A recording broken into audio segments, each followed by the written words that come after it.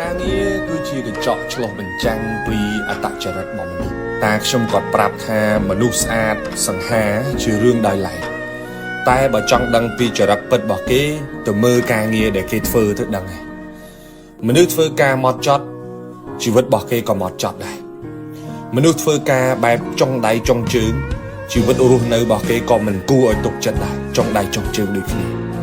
មនុស្សធ្វើការឡប់ឡែជីវិតរបស់គេក៏ឡប់ឡែដូចតែគ្នានិយាយទៅកិច្ចការមួយវាឆ្លុះបញ្ចាំងពីចរិតមនុស្ស70ទៅ80%ហើយជាមួយការងារ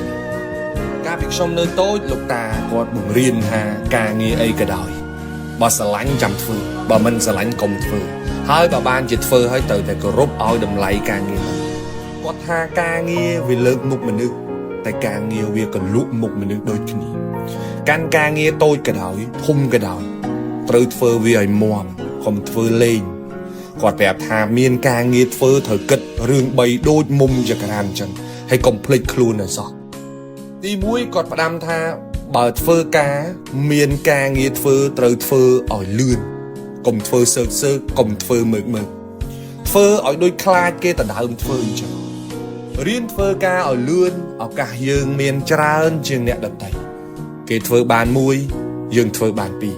ហើយបើថ្ងៃណាមួយគេត្រូវដកមនុស្សចោលគេមិនដកយើងធ្វើបានពីរនឹងទេគេដកអ្នកធ្វើបានមួយ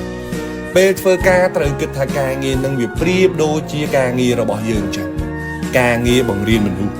យើងទម្លាប់ធ្វើការឲ្យគេមួយយឺតមើកអ្នកដែលខាតពេលហ្នឹងក៏ជាយើង